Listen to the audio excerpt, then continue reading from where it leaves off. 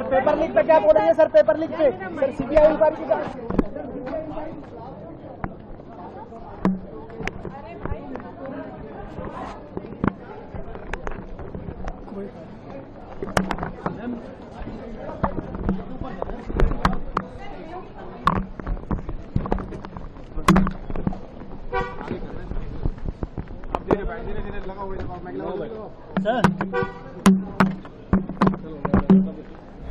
जब ये पेपर धड़ल्ले से बिक रहा है, इसका एक बहुत बड़ा माफिया है और मुझे लगता है कि इसका सरगना कोई बहुत ही प्रभावशाली लोग होंगे, क्योंकि इस तरह समय से पहले हूबहू जो गेस्ट पेपर है उसमें लगभग सारे questions without change of comma and full stop वो दिए गए हैं।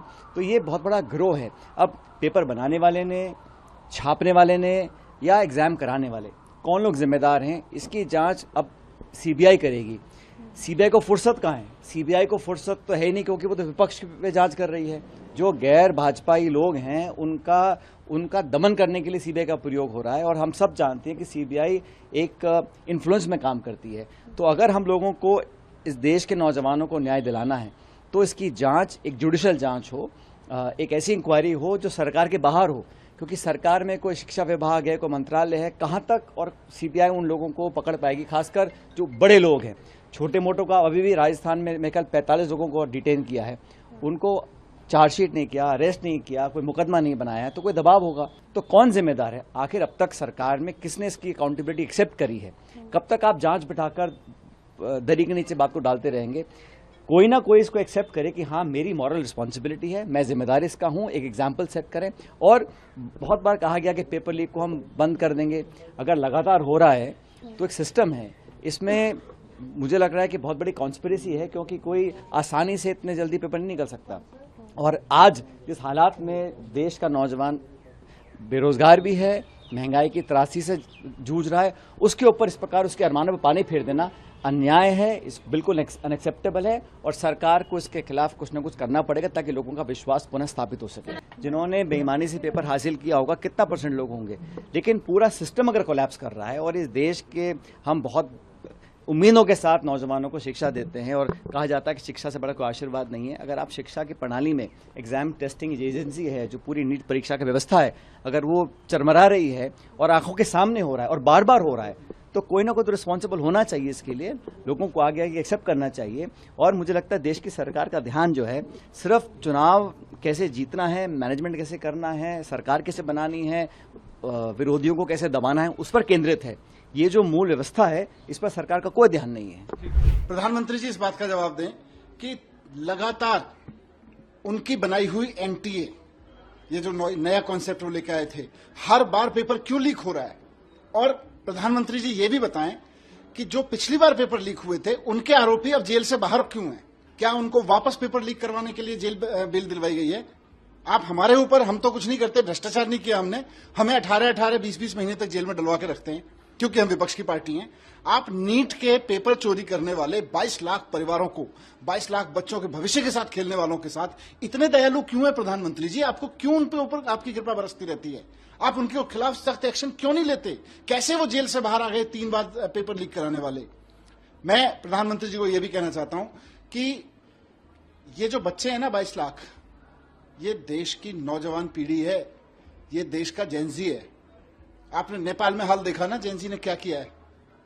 याद रखिएगा कि अगर ये जेनजी अपनी पे आ गई ना, अगर आपके लोग चंद पैसों के लालच में इसी तरह से पेपर की दलाली करते रहे तो ये जेनजी नेपाल बना के सत्ता के लोगों को खदेड़ती है, फिर सत्ता में बैठे लोगों को। ध्यान रखिएगा प्रधानमंत्री जी, ये जेनजी है, इसको आम आदमी पार्टी की तरह से या विपक्ष की पार्टी की तरह से आप ईडी से डील नहीं कर पाओगे, आप सीबीआई से डील नहीं कर पाओगे। ये जेनजी है, जज्बात से है। अगर आपने इन बच्चों के साथ न्याय नहीं किया तो ये आपको वही हाल करेगी जो नेपाल में जेनजी ने किया। क्या हुआ? वो कानून बनाया आपने पार्लियामेंट में, सजा दे देंगे, फुला कर देंगे, ऐसा कर देंगे। पेपर कैसा लीक हो गया भाई? और कहां गया प्रधानमंत्री का वो मन की बात? बच्चों को बोल रहे थे कि टेंशन मत लो। अब वो बच्चों को क्या जवाब देंगे प्रधानमंत्री? मन की बात में तो आपने कह दिया बच्चों को कि टेंशन मत लो। अब वो जो बच्चे पिछले 1-2 साल से तैयारी कर रहे हैं, जो उनके माँ बाप लाखों रुपया इस ये जो कोचिंग सेंटर्स में बर्बाद कर दिए, उन पर क्या गुजर रही होगी, उन गरीब बच्चों के ऊपर जो ख्वाब देखते हैं कि नीट का एक एग्जाम को क्वालिफाई करें। बीजेपी को जवाब देना पड़ेगा, प्रधानमंत्री जवाब दे, शायद प्रधानमंत्री एक और मन की बात कर देंगे उनके लिए, उतना ही होगा। मगर वो बच्चे बच्चियां तो आज उनका दिल टूटा हुआ है, उनके माँ बाप के पास अब समझ में नहीं आ रहा है कि अब वो क्या करें, कैसा करेंगे। मतलब 2 साल तक इतनी तैयारी करने के बाद और पेपर 23 लाख इतना बड़ा नंबर है और हर जगह सेंटर आते हैं, ऑल ओवर इंडिया पेपर हो रहा है। फिर अगर ऐसे ही एक दिन बोलें पेपर के 10 दिन बाद वो भी कि पेपर लीक हो गया तो पेपर कैंसिल करें, ये कोई बात थोड़ी होती है। मतलब इतना एनटीए इतनी बड़ी बॉडी है, गवर्नमेंट बॉडी है, इतने टाइम से पेपर करा रहे हैं, पेपर लीक हो रहा है और पेपर सीधे कैंसिल।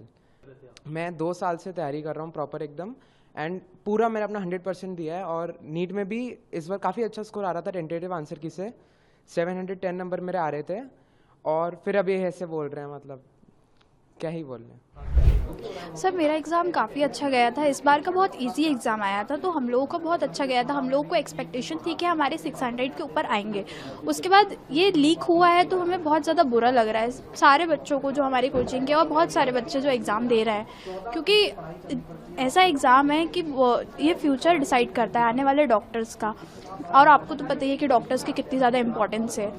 उसके बाद अगर ऐसा होता है तो ये सोचिए कि आने वाली जो जनरेशन है वो किस मोटिवेशन के साथ यहाँ पे आएगी कि हमें नीट देना है, क्योंकि नीट में तो सिक्योरिटी है नहीं, उतनी वैल्यू तो दे ही नहीं रहा है कोई एग्ज़ाम ऐसे लीक नहीं होता, बट नीट का एग्ज़ाम क्यों लीक होता है ऐसे।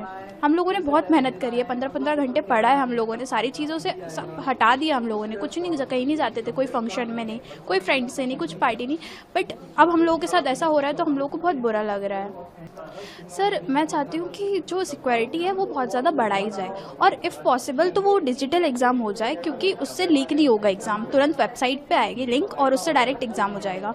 तो नीट को भी डिजिटली होना चाहिए, बहुत सारे एग्ज़ाम डिजिटली होते हैं, तो नीट को भी उतनी इंपॉर्टेंस देनी चाहिए। फिर उससे क्या होगा, हम लोगों की खुद की ये रहेगा कि अब तो लीक नहीं होगा, अगर डिजिटली हो रहा है तो लीक नहीं होगा, कोई पॉसिबिलिटी नहीं है, और हम लोगों को उस चीज़ से मोटिवेशन मिलेगा। अब क्या होगा, अगर रीनीट होगा तो इजी तो बिल्कुल नहीं आएगा पेपर, 2x 3x डिफ़िकल्ट होगा काफ़ी। तो हम लोगों को उस चीज़ से ऐसा लग रहा है, डर लग रहा है कि अब हम लोग कैसे देंगे, क्योंकि इस बार तो हमें कंफर्मेशन थी कि हमारे गवर्नमेंट कॉलेज में हो जाएगा, पर अब कोई कंफर्मेशन नहीं है।